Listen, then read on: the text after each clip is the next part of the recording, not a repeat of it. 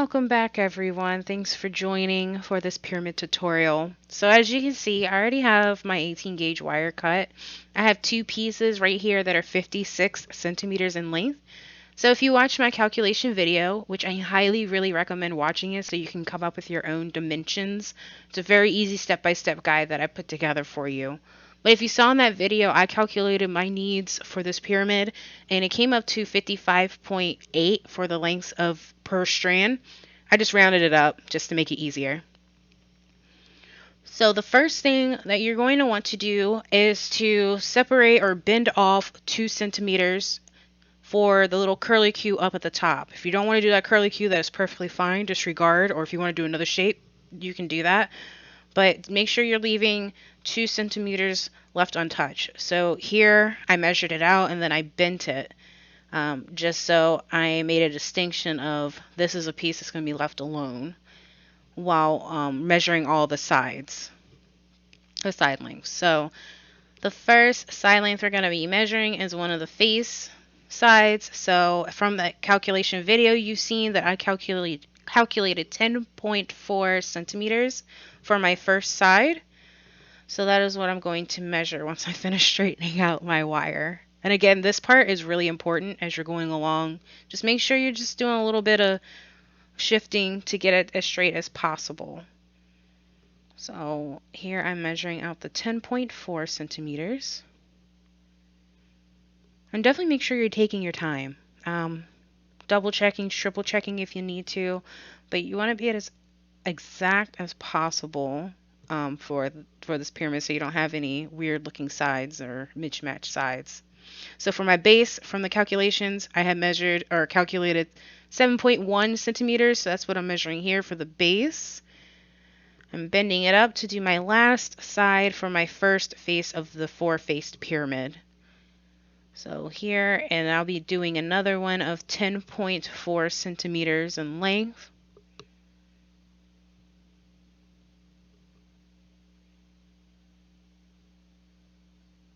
Now with this bend, you're going to want to do a slight bend, of course, to mark off the 10.4.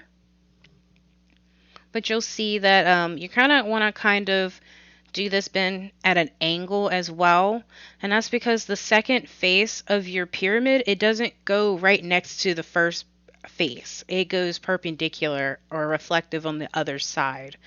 So as you can kind of see, I'm trying to bend it another way. I'm kind of pulling it towards myself to kind of create a I guess like a 45-degree angle at the top. And then I go into doing my measurements for my second side.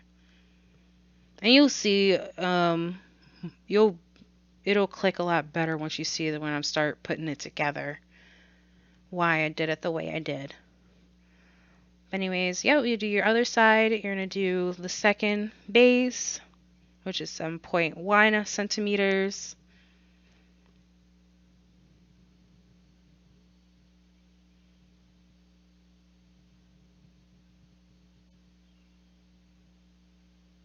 And then the last side. And then we have 2 faces made.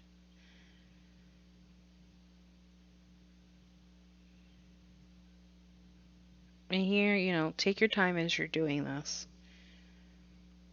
As you can see, this isn't my first time even making this pyramid, but as you can see, I am constantly rechecking and making sure that I'm doing this correctly.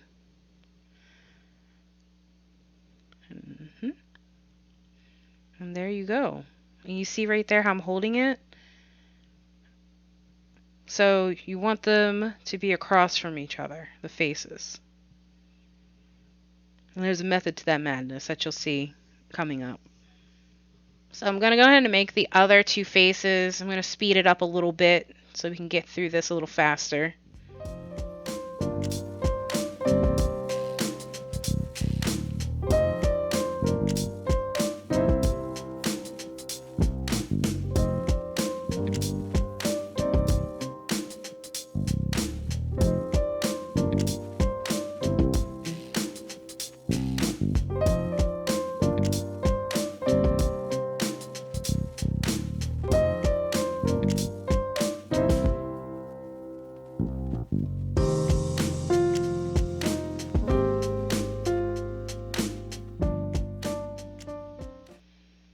So what I'm doing right here is I want to kind of lengthen or broaden the angle at the top.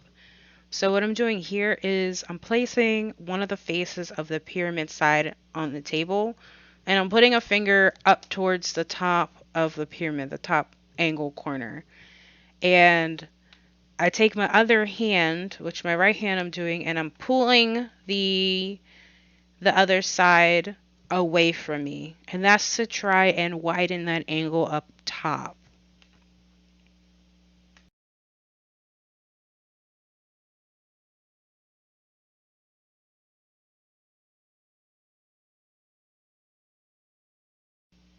And there you go. Look at it. You can put the sides together. So here is every little swirl or shape that you do for your ends, or every end should be present on every face of your pyramid. So you're going to want to match it up to where every end piece is on one face. You're going to be attaching two sides together to get your pyramid to form or to stay together. So to do that, you're going to need your 24 gauge wire. And I'm going to show you how to do that simple swirl design first. And then I'm going to show you a little bit more intricate design that I want to do for my pyramid. But here's a little simple design. And you're going to do the 24 gauge. So depending on how wide you want your swirl to be or how narrow determines the length that you should use for your 24 gauge wire. So if you want something that has a lot of wraparound, so a little bit more narrow gaps between each wire piece that wraps around, you're going to want to double the length of your side. So here you see I'm measuring out 21 centimeters because 10.4 centimeters is the length of my side. So I just times it by 2 and I round it up to 21. So that's going to be perfect. I'm going to use 21 for both the wider gap and the narrow so you can see the difference. But you'll see in a moment that the double it, especially if you want to do more of a narrow spiral design versus a wider one.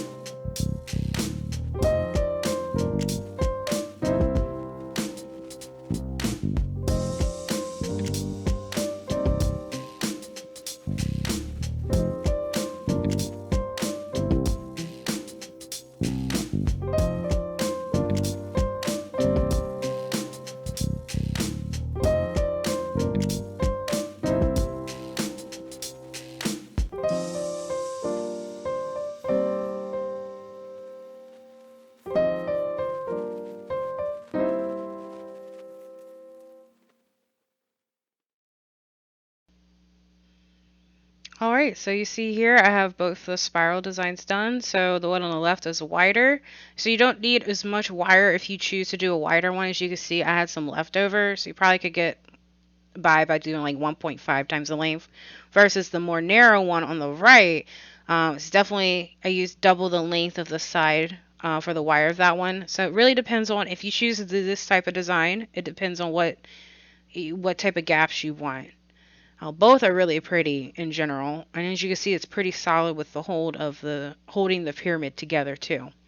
So for the other two sides, or the other side, I am going to be doing a much more intricate wraparound design. So that one's going to take more time, and it's going to take definitely a lot more length of the wire. As you can see, I pulled out my actual measuring tape. So I decided to try out using 100 centimeters for it. I actually found that 120 centimeters was a lot better for the length of the side. And this was just through trial and error that I figured this out.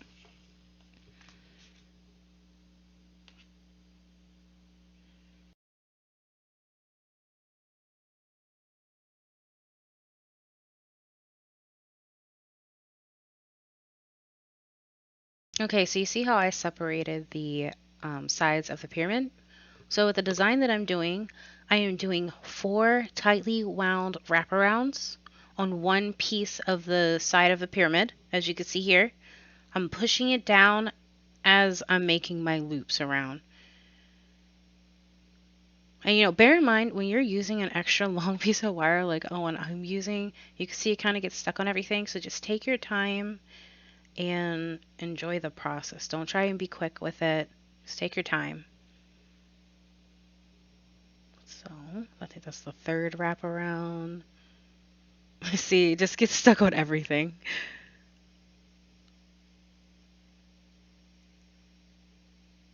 All right, so there you see I have 4. So after the 4th wraparound, then I'm going to want to attach both of the sides together, as you can see here, and then I'm going to wrap around both, and I do this twice.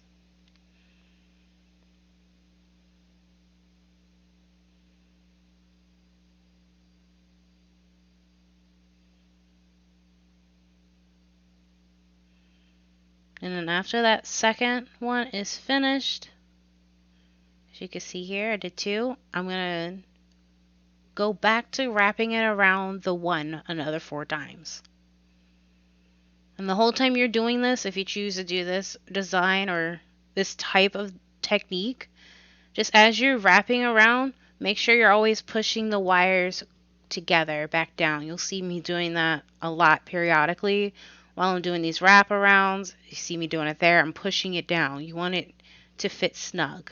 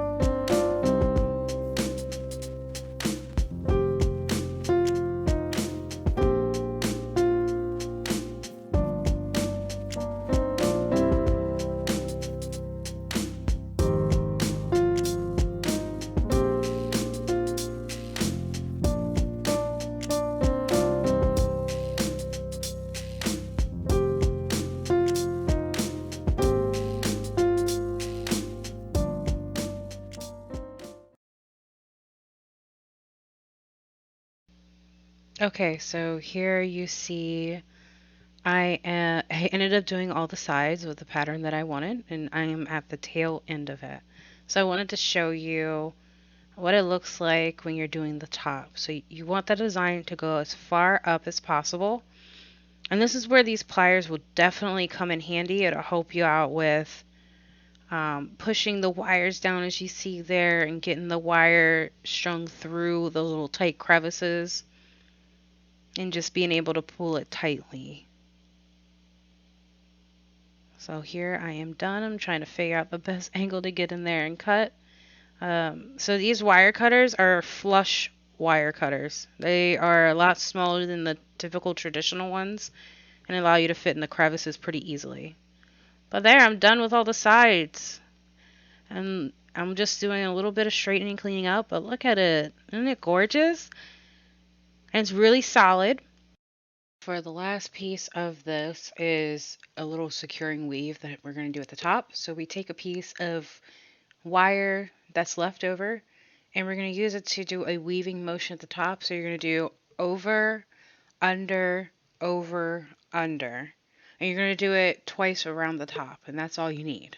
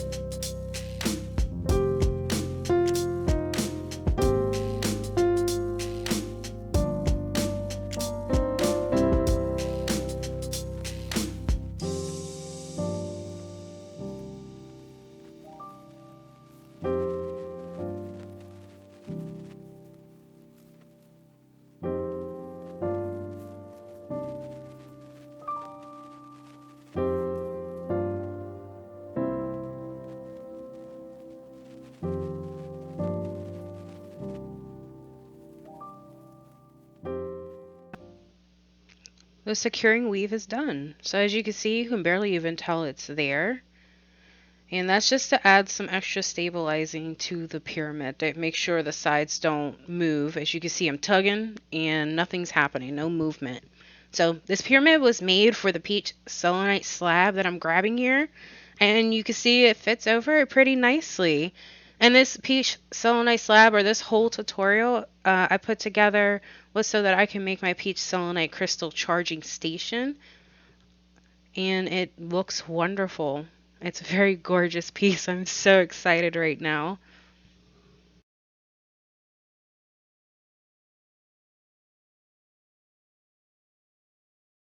So I am doing a completely optional base DIY, and that is it just adds a little bit extra decoration and height to the base of the pyramid. So if that's something that interests you, definitely check it out and hit the base pyramid DIY that shows up on the screen here.